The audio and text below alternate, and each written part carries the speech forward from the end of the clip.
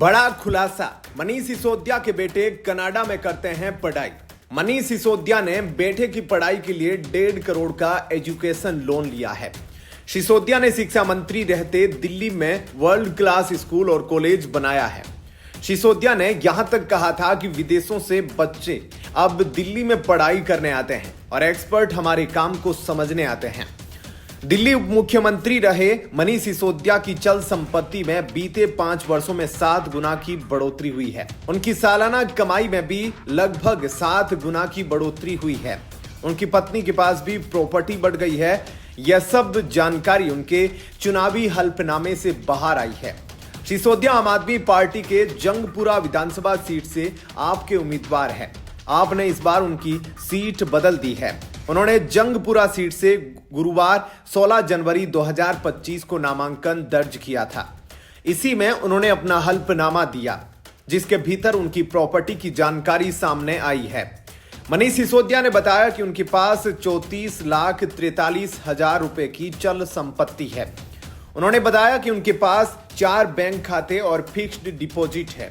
मनीष सिसोदिया ने खुलासा किया है कि इनमें 34 लाख जमा है। इसके अलावा उनकी पत्नी सीमा सिसोदिया के खाते में 2 लाख रुपए जमा है। हल्फनामे में मनीष सिसोदिया ने बताया कि उनके और उनकी पत्नी के पास 40,000 रुपए नकद है। मनीष सिसोदिया के हल्फनामे से यह भी खुलासा हुआ है कि उनकी बेटी मीर सिसोदिया के विदेश में 3 खाते हैं। ये तीनों खाते कनाडा के ओंटारियो शहर में हैं। इन खातों में 2.4 लाख रुपए जमा है। उनकी पत्नी के पास 10 लाख से ज्यादा का लगभग 150 ग्राम सोना है। कुल मिलाकर दंपति के पास 47,30,000 रुपए की चल संपत्ति है। मनीष सिसोदिया की चल संपत्ति 2020 के चुनाव के दौरान 4.74 लाख और उनकी पत्नी की संपत्ति 2.66 लाख रुपए थी। इसकी तुलना वर्तमान संपत्ति से की जाए तो मनीष सिसोदिया की संपत्ति में 700%, जबकि उनकी पत्नी की संपत्ति में 483% की वृद्धि दर्ज की गई है।